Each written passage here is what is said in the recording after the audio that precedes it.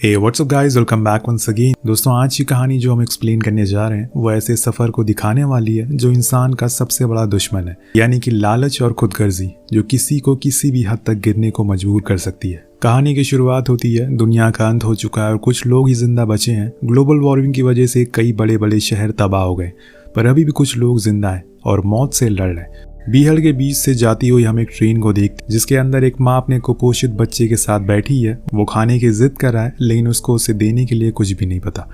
Just उसी के सामने हमारी कहानी का किरदार बैठा है जो कहीं जा रहा है, पर कहाँ जा रहा है ये हमें आगे पता चलेगा। कुछ समय के बाद ट्रेन एक सुनसान एरिया पर रुकती है जहाँ पर मैक्सवेल उतरता है। वो पास की एक दुकान पर जाता है जिसके अंदर एक आदमी बैठा था। वो उससे एक शख्स के बारे में पूछता है तो सामने वाला आदमी बताता है कि वो अभी आए नहीं है, पर फिर मैक्सवेल उससे वॉशरूम जाने का रास्ता पूछता है। वो पीछे की तरफ इशारा करके वहां जाने को कहता है, लेकिन उस जगह का वॉशरूम देखकर मैक्सवेल को नहीं आती। खैर, तभी बाहर से कोई उसे आवाज़ लगाता है। ये वही आदमी था जिसने उसे हायर किया है उसकी मंजिल तक ले जाने के लिए, और इसका नाम जॉन है। कार में बैठने पर वो उसे बताता है कि $200 गैस के लगेंगे और $20 पानी के और 200 तुम्हें आने ले जाने के।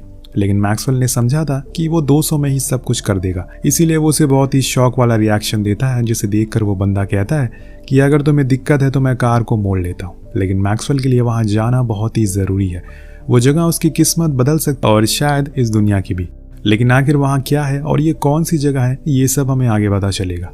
अब दोनों का सफ़र शुरू होता है और बीच में आने वाला साइन बोर्ड को देखकर अंदाज़ा लगा सकते हैं कि ये जिस जगह पर जा रहे हैं वो एक रिस्ट्रिक्टेड एरिया है। वहाँ कोई पुलिस वाला या कोई गार्ड नहीं है। कोई नहीं चाहता कि उसकी इस बेहड़ में मौत हो। तभी वो लोग देखते हैं कि एक कुत्ता दूसरे कुत्ते को जिंदा ही काट कर खा रहा है, जिससे वो दर्द के मारे चिल्ला रहा है। इसीलिए जॉन उसे भगा देता है और उस घायल कुत्ते के सर को कुचल देता है ताकि वो दर्द में तड़प कर ना मरे। ये सब चीज़ें यहाँ पर आम है क्योंकि दूर दूर तक कोई भी जानवर या कोई पेड़ नहीं है, इसीलिए जो कुछ बचा है उसे खाकर अपना पेट भर रहे हैं लोग। कार ठीक हो जाती है और फिर से ये लोग चल पड़ते हैं। कुछ ही समय के बाद अंधेरा हो जाता है, इसीलिए ये दोनों वहीं पर रात गुजारने का फैसला करते हैं। मैक्सवेल बताता है कि वो असल में जिस जगह पर जा रहा है उसका नाम है कंपाउंड।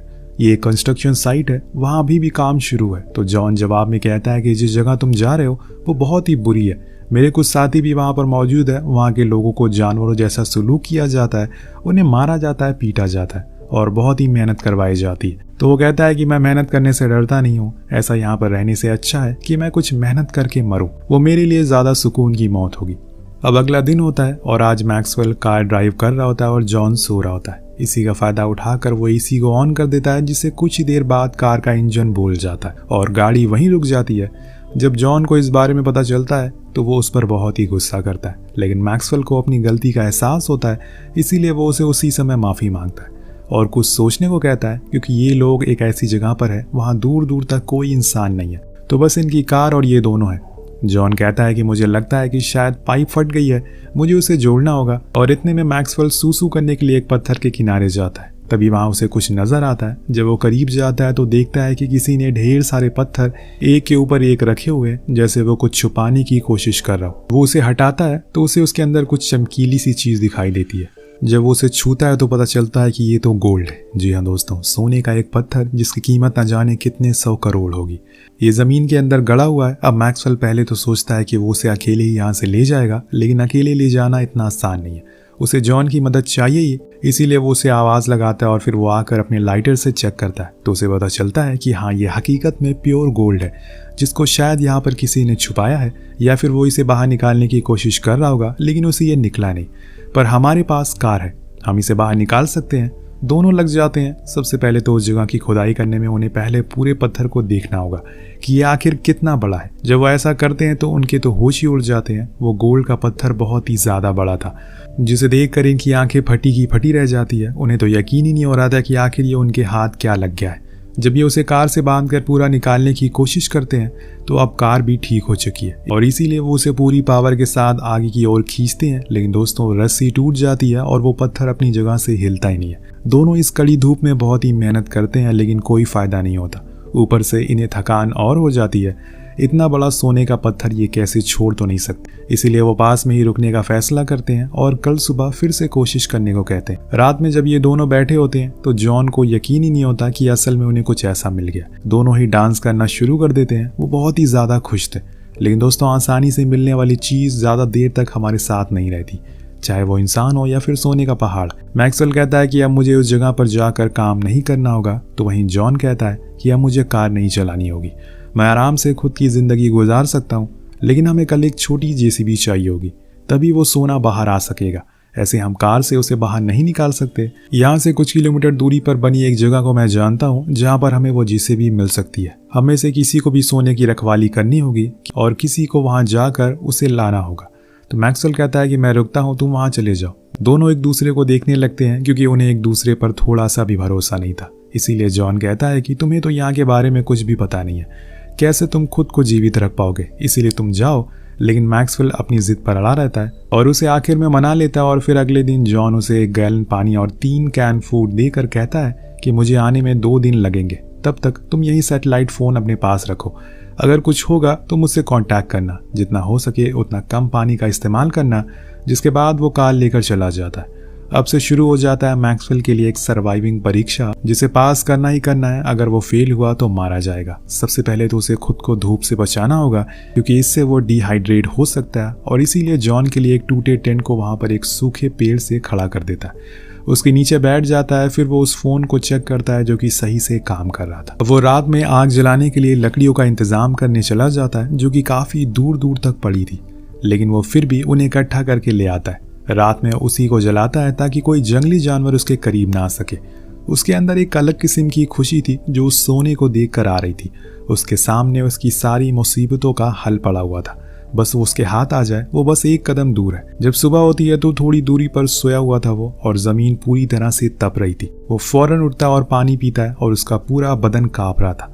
यह असल में ज्यादा तपन की वजह से होती है जब अपना शरीर इतनी गर्मी नहीं सहन कर पाता, सेम उसी तरह से जैसे ठंड में होता है। इसी बीच जॉन का कॉल आता है। वो जैसे तैसे रेंगते हुए उसके पास जाता है, लेकिन जब तक वो उस फोन को पिक करता तब तक वो कट चुका था। इसीलिए वो फिर से इंतजार में बैठ जाता है कि कब उसका साथी आएगा। इस तरह से दोपहर हो जाती है और वो उसी सोने को देखकर मन ही मन खुश हो रहा था। जो उसके चेहरे से साफ दिखाई दे रही थी वही सोना है जिसने उसने अभी तक हिम्मत दी है यहाँ पर जीवित रहने की। अब फिर से शाम हो जाती है और वो लकड़ियों के लिए जाता है, लेकिन ऐसे एक एक करने में उसे बहुत मेहनत लगेगी। इसीलिए वो उस टेंट वाले कपड़े को साथ में ले लेता है और फिर सारी लकड़ियों को उसमें इकट्ठा करके ले आता है। ऐसा करने पे उसकी एनर्जी भी कम खर्च होगी और प्यास भी कम लगेगी।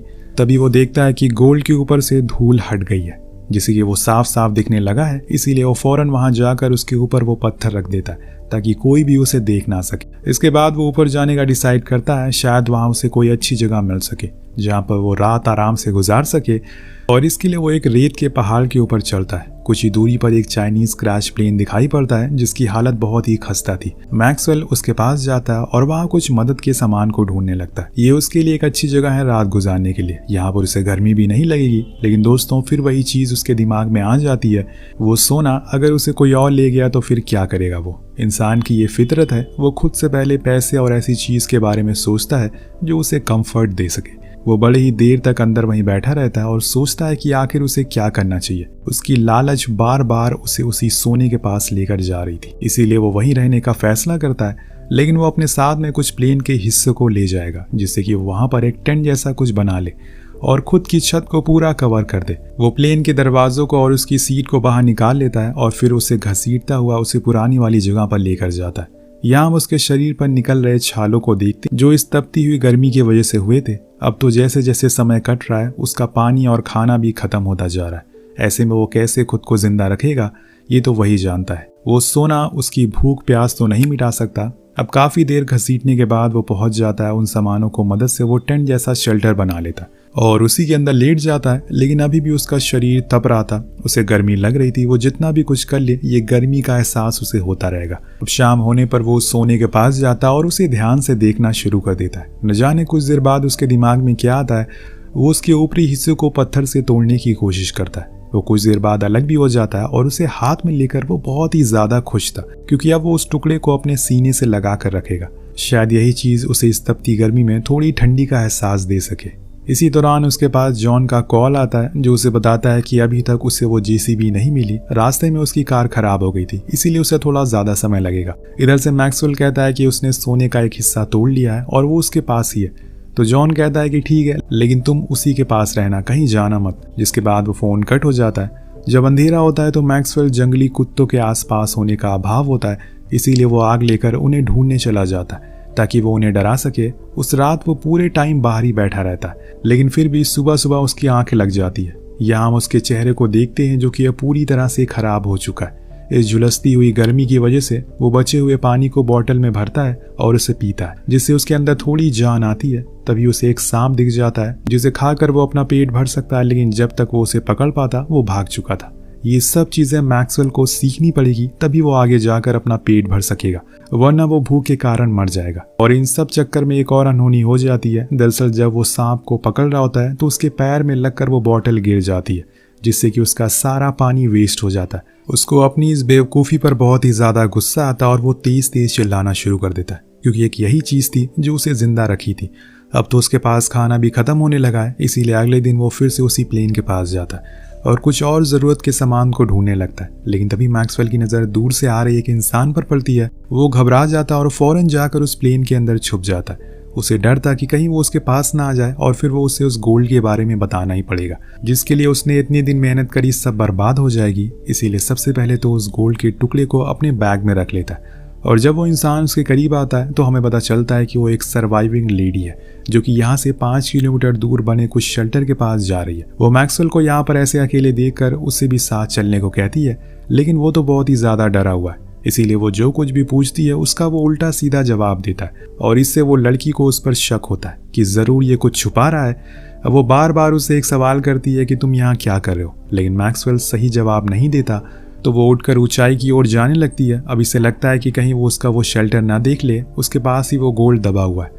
इसीलिए वो उसे जाकर कहता है कि तुम यहाँ प्लेन के पास रहो, मैं अपनी शेल्टर के पास जा रहा हूँ। पर वो लेडी फिर भी उसका पीछा करती है, जिससे कि मैक्सी को गुस्सा आने लगता है और फिर वो उसे बताता है कि मेरा दोस्त कुछ ही दूरी पर है, वो आने वाला है, वो मुझे कंपाउंड तक ले जाएगा। लेकिन वो मानने को राजी नहीं थी।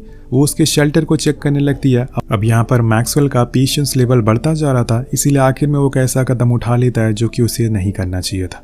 वो एक फावड़े से उसके सर पर वार करता है, जिससे कि उस लड़की की वहीं मौत हो जाती है और फिर वो उसकी लाश को पास में ही गाड़ देता है। उसके पास जितनी भी जरूरत के सामान थे वो उन्हें निकाल लेता है। जब कुछ समय बीत जाता वो देखता है कि कुछ कुत्तों ने उसकी लाश को खोद कर बाहर निकाल लिया है, क्योंकि उसने मीट की बदबू आ गई थी। वो उन्हें वहां से भगा देता है और फिर उस लेडी की बॉडी को ले जाकर दूर एक जला देता है। अब वो रात मैक्सवेल सोता नहीं है। इस पूरे सफर में उसे पहली बार लगा कि शायद उसने ये गलत किया, उसे किसी की हत्या तो नहीं करनी चाहिए थी। वो रोने भी लगता है। जब सुबह होती है तो उसके पास जॉन का कॉल आता है, जो उसे बताता है कि मुझे तो जेसीबी मिल तो गई है, पर आने में थोड़ा समय लग सकता है। ये सुनकर मैक्सवेल को खुद की किस्मत पर तरस आता है कि आखिर उसने ये क्यों किया। उसके पास तो पीने का पानी भी नहीं है और ना ही खाने का सहारा। तभी उसकी नज़र वहां से गुजर रही एक ट्रक पर पड़ती है। उसके पास ये सुनहरा मौका था, वो उस गोल्ड के टुकड़े को लेकर जा सकता है और खुद की जान भी बचा सकता है। लेकिन दोस्तों, इंसान का पेट कभी नहीं भरता, उसे जितना भी दे दो वो और मांगता ही रहेगा। मैक्सवेल के दिमाग में वो पूरे सोने का पत्थर था, जिसे कि वो अपने साथ ले जाना चाहता है। इसीलिए वो चुप हो जाता है और उसके सामने से वो ट्रक चली जाती है, या यूं कहें कि उसके सामने से उसकी जिंदगी चली जाती है।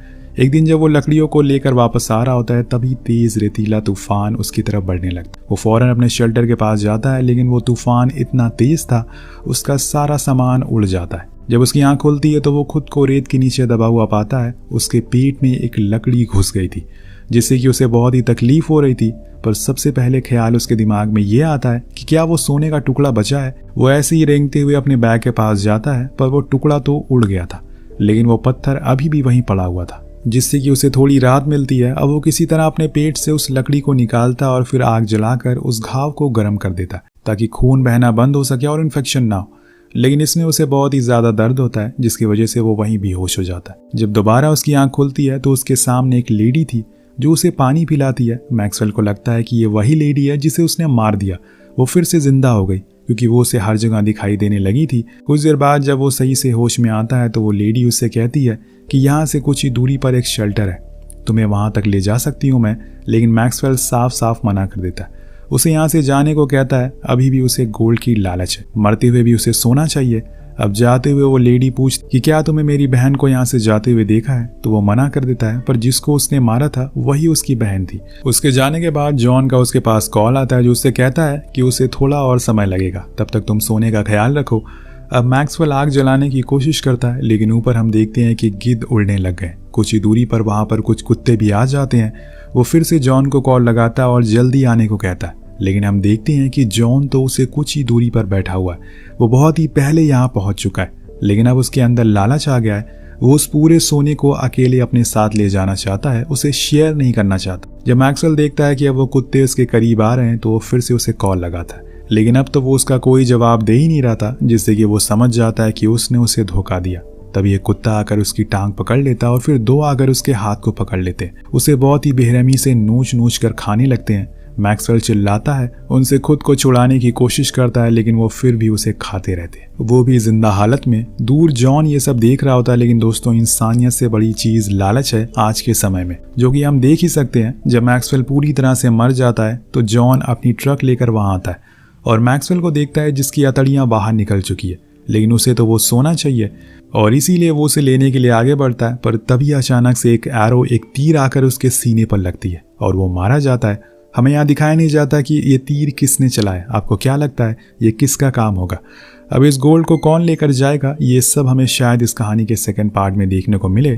कहानी यहीं पर अंत हो जाती है। तो आपको ये कहानी कैसी लगी नीचे कमेंट करके जरूर बताएगा। मिलते हैं अगले वीडियो में। Peace out.